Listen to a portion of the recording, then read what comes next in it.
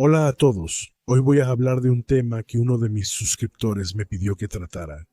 Entonces, se trata de los desplazamientos discretos en los medios naturales. Así que les voy a hablar de las diferentes situaciones que se pueden encontrar en este contexto. También abordaré el rastreo de animales y hasta les voy a explicar en detalle una de las mejores técnicas de trampeo que es esencial conocer para la caza mayor.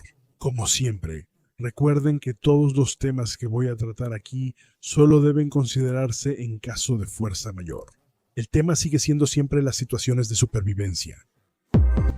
La primera situación es una en la que necesitas moverte sin ser visto, pero las huellas que vas a dejar te importan poco o nada. Son circunstancias en las que necesitas moverte por una zona natural, por ejemplo, pero solo vas a pasar una vez. Solo necesitas cruzar la zona en cuestión. En este caso, siempre se dará preferencia a los desplazamientos nocturnos, ya sea en el bosque o en la llanura. El amanecer y el atardecer son buenos momentos. Seremos más visibles, pero nos moveremos más rápido. Por la noche, será necesario ayudarse de una linterna frontal con luz roja que se encenderá de forma intermitente y que te permitirá ser más discreto, y de mantener una mejor adaptación del ojo a la visión nocturna que las luces blancas habituales, que te dejarán ciego durante varios minutos después de apagarlas. Por supuesto, puedes usar equipo de visión nocturna que es muy útil y muy eficaz en ciertas situaciones. La segunda situación es cuando tienes que moverte por una zona determinada sin dejar rastros. Entonces, deberás caminar fuera de los senderos de la forma más astuta posible, y los desplazamientos nocturnos serán mucho menos recomendables, porque son mucho más difíciles en las zonas llenas de obstáculos. Los desplazamientos en este tipo de situación son necesariamente muy lentos. Puedes usar un bastón o una rama, obviamente, para borrar tus huellas o levantar la hierba detrás de ti. Hay que ser consciente de que es mucho más difícil borrar huellas que levantarlas. Sin embargo, es un muy buen ejercicio.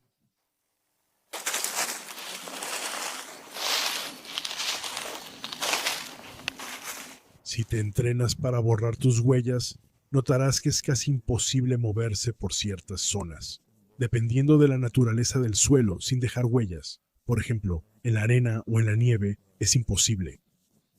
Entonces, el hecho de entrenarte para borrar tus propias huellas te permitirá saber qué buscar cuando estés en una situación de rastreador.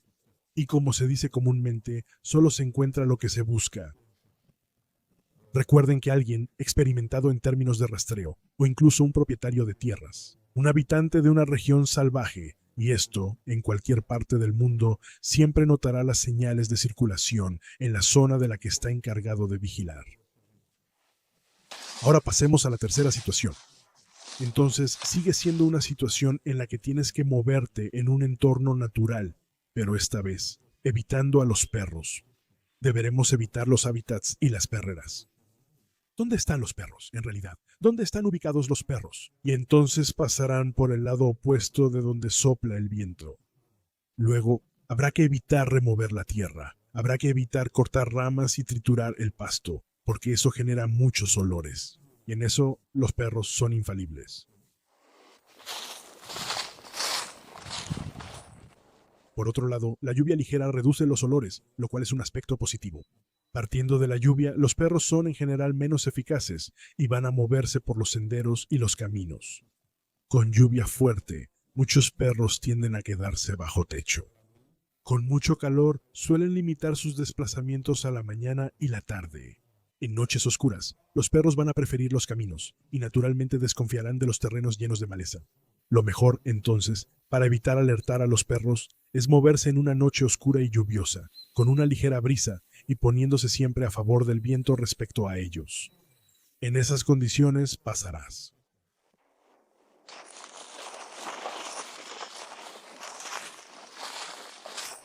Con esa configuración y con equipo de visión nocturna, por ejemplo, es posible pasar a 20 o 30 metros de un perro vigilante. Es totalmente posible. Obviamente hay otras técnicas, especialmente contra perros entrenados, pero no hablaré de eso, para no dar malas ideas a personas que tengan malas intenciones.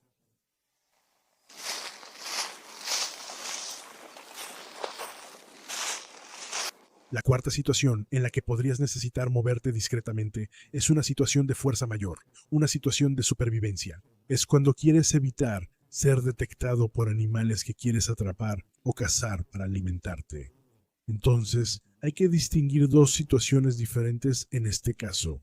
O eres itinerante y necesitas alimentarte mientras te desplazas, o estás asentado en una zona determinada.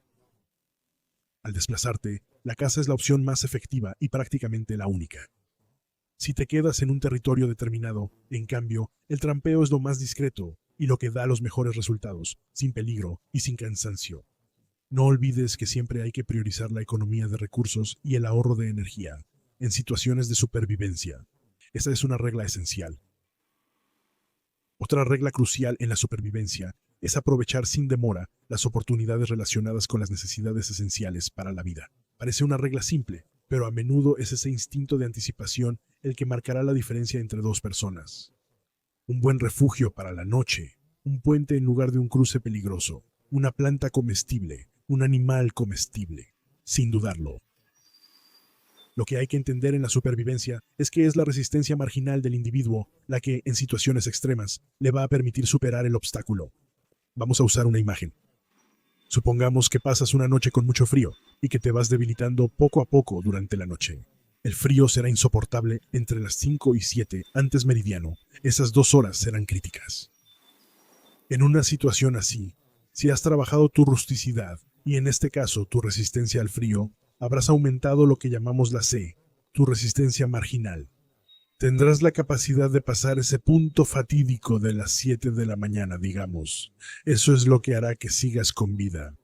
Hablando trivialmente, entre el que va a morir y el que va a sobrevivir, solo hay una pequeña diferencia en términos de preparación física o en términos de conocimientos, y una diferencia muy grande en términos de resultados. Es evidente que la resistencia marginal, generalmente en situaciones de supervivencia, se vuelve un factor crucial entre la vida y la muerte. Volviendo a la anticipación, es una cualidad que aumentará tu resistencia marginal, sin esfuerzo físico particular.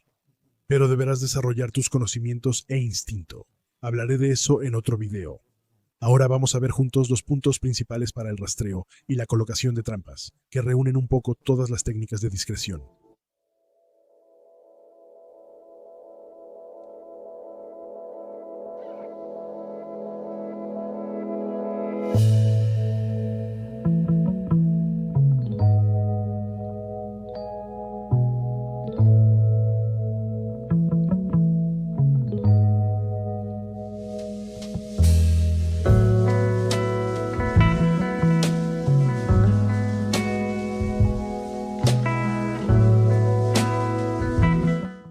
Para atrapar animales salvajes, concéntrate en los lugares de paso. Generalmente son pequeños senderos que también llamamos veredas. Entonces, se puede decir que la mayoría de los animales, ya sea la caza o los animales dañinos, utilizan los mismos caminos, ya sea en el bosque o en la llanura. Es un poco contraintuitivo, pero también recuerden que los senderos tienen en general las mismas dimensiones, ya sea que sean frecuentados por animales grandes o pequeños. Para no ser detectado por los animales, nunca camines por los senderos y, en general, evita cambiar el entorno natural. Acércate perpendicularmente a los senderos a favor del viento. Si dejas una trampa, no te quedes mucho tiempo en la zona de trampeo. Sobre todo, no remuevas la tierra, no cortes el pasto, pero levántalo con un palo si lo has aplastado. No cortes ramas ni plantas en el lugar. Para arrodillarte, usa un soporte para no dejar olor. Y sobre todo, no ensanches los senderos. Para el trampeo, las zonas que se deben privilegiar en el sendero son las bifurcaciones en un sendero principal, los pasos estrechos, las partes descubiertas donde generalmente los animales bajan la guardia, los pasos particulares como zanjas, montículos, tocones, etc. Nunca pongas trampas en la subida de una zanja, sino siempre en la bajada. Eso te dará mucho mejores resultados.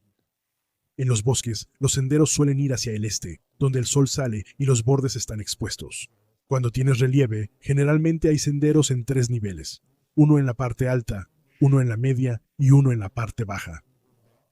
El camino inferior es el más concurrido, porque está cerca del cauce de agua generalmente. Siempre hay muchos senderos que van hacia los cursos de agua.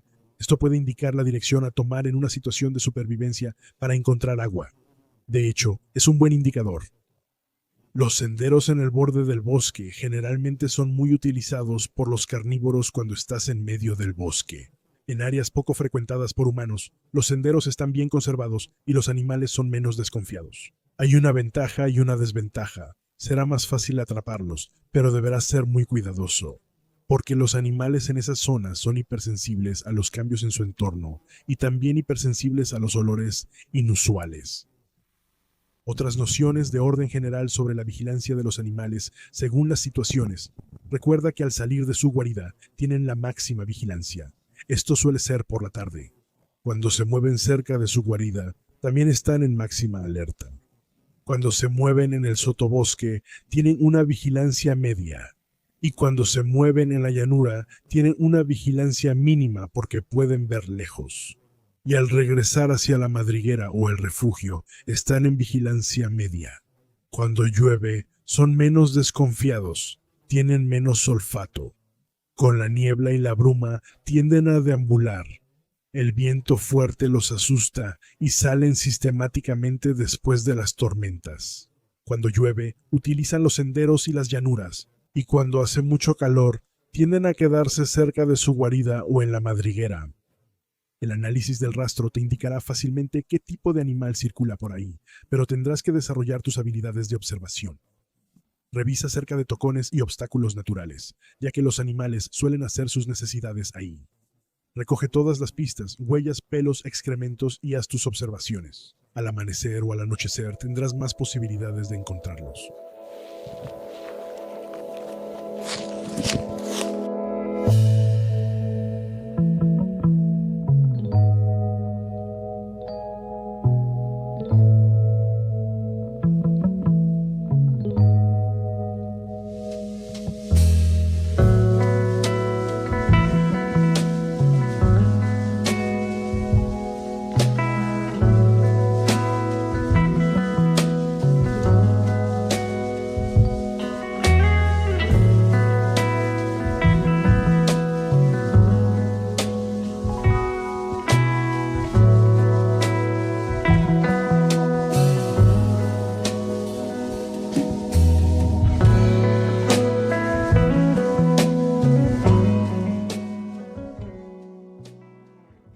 Una zona interesante aquí. Al analizarla, vemos que hay un sendero que es muy transitado, así que es un sendero principal. Y entonces detrás de mí hay claros y frente a mí está el macizo forestal. Se puede ver claramente que ahí hay una zona, se nota bien, los animales toman impulso y luego llegan por aquí, porque hay muchas huellas. Veo que todas las huellas van en la misma dirección, es decir, pasan en ese sentido. Así que es muy probable que sea un rastro de la mañana. De hecho, es el regreso hacia su guarida. Entonces, como el bosque está allá, los animales salen a alimentarse durante la noche en las zonas despejadas y regresan al amanecer hacia su guarida.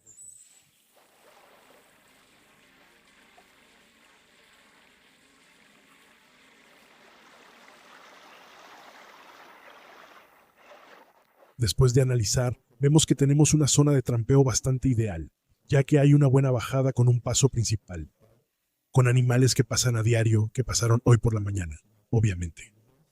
Entonces, solo haría falta buscar un poco, seguir el paso en ese nivel y poner la trampa en la bajada entre dos árboles, en un lugar donde está un poco más estrecho. Ahí tendríamos todas las posibilidades de atrapar ciervos en menos de 12 horas.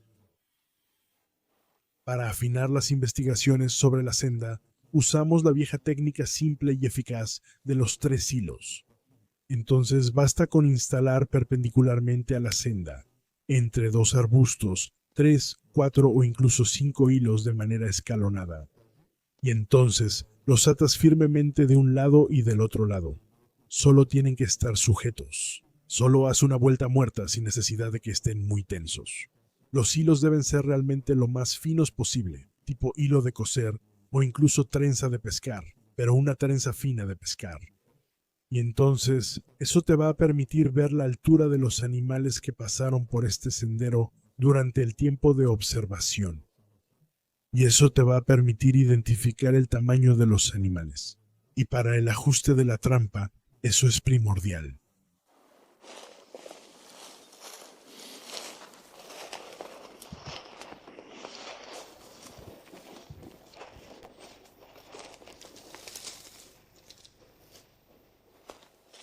Aquí estoy en un sendero principal.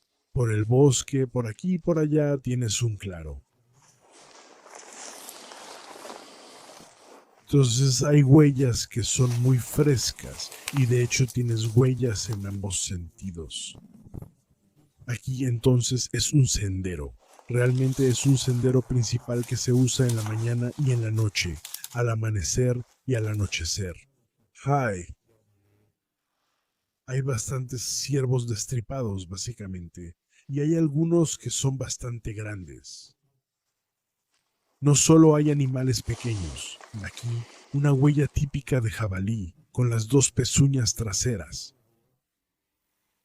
así que se diferencia de las huellas de corzo o cierva. Entonces aquí se ve claramente una huella muy reciente, incluso con un poco de pasto aplastado dentro. Esa es una huella de esta mañana. Nos encontramos frente a un jabalí de menos de 50 kilogramos. Ahora les voy a presentar una técnica básica para atrapar animales de caza mayor, que vi que se usaba mucho en Costa de Marfil, en la frontera con Liberia, especialmente en plena selva tropical. Entonces, esta técnica comprobada da excelentes resultados cuando se domina bien. Es un método de trampeo discreto, simple, económico, ligero y versátil. En los trópicos se han capturado antílopes de 80 kilogramos facóqueros, de 100 kilogramos gacelas y cobos. En nuestras latitudes, los jabalíes, corzos, ciervos, lobos, tejones y coipús, sin problema. Entonces hay que saber que este tipo de trampa con pegamento no discrimina, es decir, vas a atrapar todo lo que pase por el camino, sin discriminación, siempre y cuando haya sido colocado a la altura correcta. Entonces, ahí le corresponde al trampero hacer los ajustes correctos según los animales que haya identificado durante su preparación. No olviden que la captura de animales en Francia está muy regulada y que solo los tramperos autorizados tienen derecho a instalar trampas.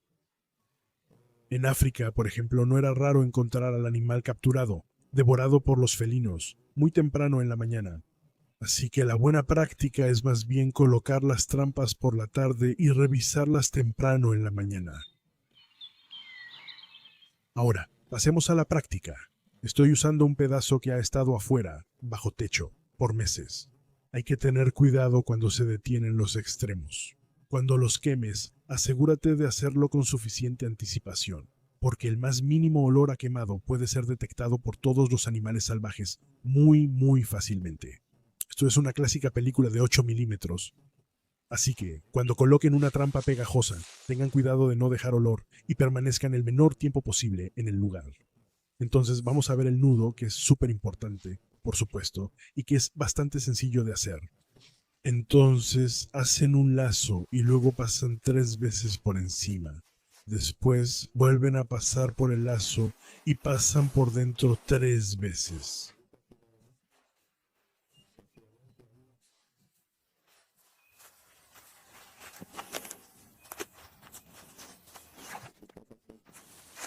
Luego aprietan su nudo. Listo, y tienen una especie de nudo corredizo, pero que es casi autobloqueante. Entonces, no es este el que vas a apretar directamente. De hecho, vuelven a pasar el primer cabo por dentro. Ese debe poder deslizarse muy fácilmente.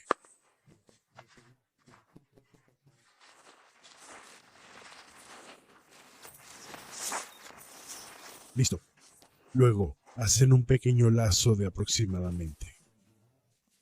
Supongamos que quieren atrapar un jabalí hoy, entre 30 y 40 centímetros, no más. Y luego lo vamos a colocar a nivel del sendero, de manera que quede bien posicionado. Después de instalarlo, ven que puse el lazo corredizo en este nivel. Pongo 2 ramitas aquí, que me sirven de soporte, porque aquí está un poco ancho. Si el lazo hubiera sido más pequeño, podría haberlo puesto directamente en el árbol. Lo importante es que estén a 20 centímetros del suelo y que su lazo tenga aproximadamente 30 centímetros de diámetro. Otra cosa importante es que en este punto el nudo corredizo debe estar lo suficientemente suelto y que pueda apretarse muy fácilmente. Después vamos a poner algunas ramas que manipularemos con precaución, un poco alrededor, para guiar un poco a los animales hacia la zona del lazo corredizo. Una vez que hayan hecho eso, pueden guardar su equipo tratando de dejar la menor cantidad de rastros posible y de raspar la tierra lo menos posible.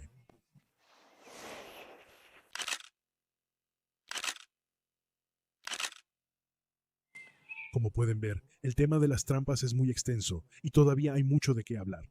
Con base en estas indicaciones, pueden desarrollar un instinto particular, incluso si su tema no es directamente la captura de animales. Sepan que si integran todas estas indicaciones, ya no se moverán de la misma manera en un entorno natural. Si hay temas que les interesan y que están dentro de mi área de experiencia, no duden en decírmelo. En los comentarios trataré de hacerles un video al respecto. También pueden ir al canal y ver los videos antiguos. Denle like a los que les hayan interesado. Eso me permitirá orientarme. Dicho esto, les digo hasta pronto para un próximo video.